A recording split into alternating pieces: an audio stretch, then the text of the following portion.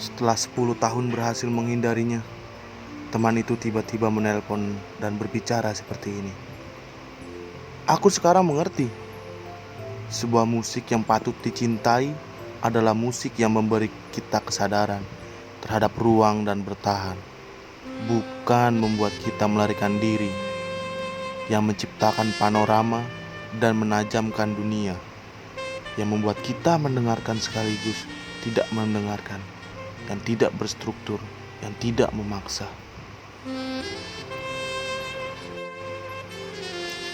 Kemudian uraiannya tentang musik yang meruang itu menelan menit-menit di telepon kami. Seperti yang selalu kuyakini, ceramah itu pelan tapi jelas membuatku dirundung sial-sial. Pertama, sial bahwa yang ia katakan memang benar. Selanjutnya, sial karena tanpa kusadari ia berhasil membuatku bilang setuju dengan rencana membuat komposisi musik itu untuk puisinya. Sial paling akhir, sial yang sesial-sialnya, ia menarikku ke rencana bejat lainnya. Rencana sebenarnya dari skema jebakan pagi itu. Tentu aku sempat menolak dengan bengis, tapi kemudian ia mengeluarkan jargon tentang passion primordialnya. Puisi adalah cinta pertamaku, seperti cinta pertama pada umumnya. Kami tidak pernah berjodoh, tapi namanya cinta pertama tentu tidak bisa dilupa. Kegagalan itu kurindukan dan kubawa kemana-mana. Aku menangkap ambisi tanpa kepercayaan diri, dan aku tidak tahan melihat orang yang memohon. Aku menolaknya, tapi aku berkata iya. Dia adalah kakak kelasku di universitas. Aku tertarik dengan tubuhnya, tapi lebih-lebih pikirannya. Ia menghayati seni dengan cara-cara seperti demam setelah menonton Melankoli, atau muntah setelah mengamati satu-satu fragmen lukisannya Hieronymus Bosch. Siksaan itulah yang menyatukan kami dulu. Ia benar-benar menemuiku dan tidak banyak berubah, kecuali bahwa dia lebih sensitif dengan mesin-mesin.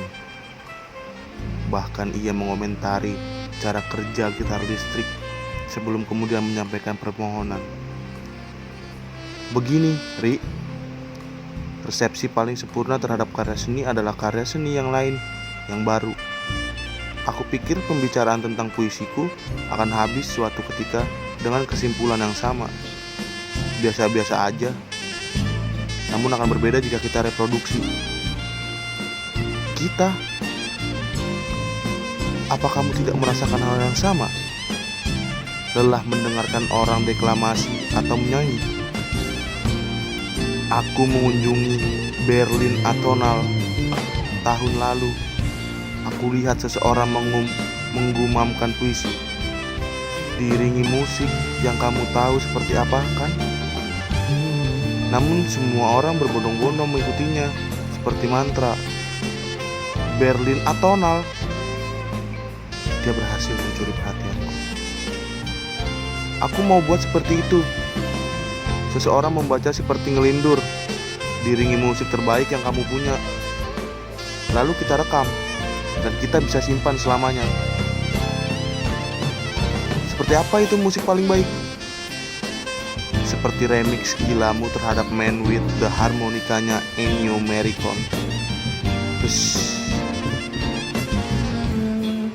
Orang-orang mengenalnya dengan sebagai penulis, walau sebenarnya dia juga pelukis, penyanyi, pemasak, dan kemampuannya berbicara mengulang-alik fakta adalah bakat natural. Semua itu dilakukan dengan kacau, dan itu yang membuatku menyerah. Bukan karena aku menganggap itu angkuh, apalagi hina.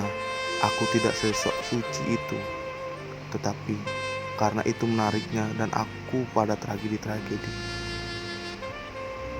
Kami menyebutnya sebagai kejadian The Name of the Rose Eggs. Tentu kejadian ini berbeda dengan cerita novel terkenal itu. Tidak ada kematian dan teka-teki.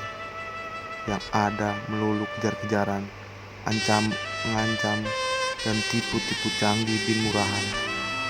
Ini melibatkan 8 laki-laki, maka kami tambahi X. Benar-benar tidak dimaksudkan untuk menyiratkan unsur porno, walau cerita di dalamnya bisa dikata seporno-pornonya kisah manusia.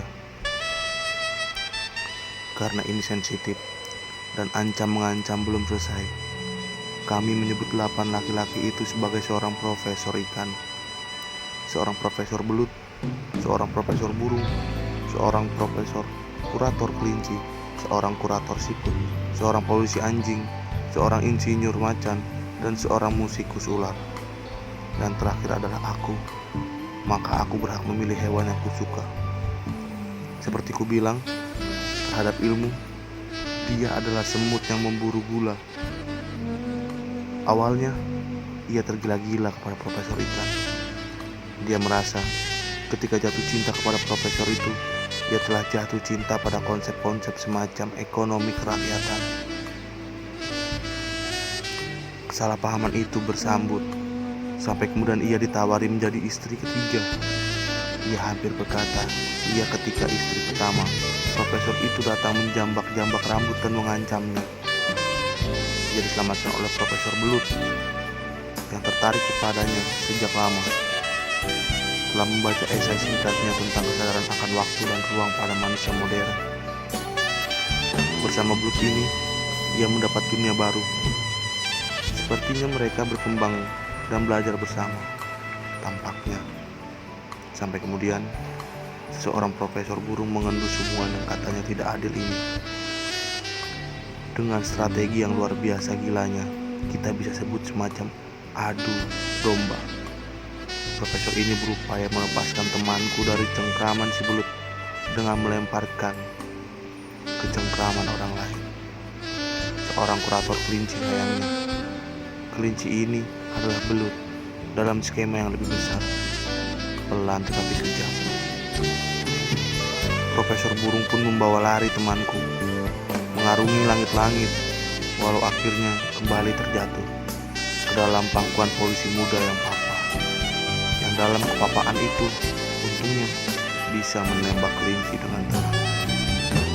Aku rasa dunia cukup tenang ketika kemudian datang kurator itu, dan dengan terang-terangan ingin bersandar kepada temanku, dan kurasa ini adalah tahapan hidupnya yang sebenar-benarnya. Namun sayang, kurator itu tewas terlebih dulu sebelum sempat membuat temanku jadi berguna. Untuk membersihkan dirinya dari skandal sinetron itu, temanku membeli harmonika, menyanyi-nyanyi denganku, sebelum kemudian menikah dengan insinyur yang berhasil mengguyur dosa-dosanya. Di mana posisiku? Di seluruh rantai itu, aku adalah lubang di mana ia bersembunyi atau menjerat orang-orang seperti ular. Setelah hilang bertahun-tahun, dia memaksaku membuka lubang itu lagi. Pada jadwal latihan pertama kami, ia membawa 2 hal. Pertama, seorang laki-laki muda, sebut saja penyair tupai. Kedua, sebuah puisi yang paling serius yang pernah kudengar. Bayangan perempuan buta cukup indah dibandingkan dengan puisi-puisinya yang lain. Sampai ku tahu bahwa itu terinspirasi penuh oleh puisinya Rilke, The Woman Going Blind. Namun kurasa dimensinya benar-benar berbeda. Pertunjukan itu terlaksana. Tentu saja, anggaplah itu pertunjukan seni paling seni, karena orang akan sulit mendeskripsikan, apalagi menilai.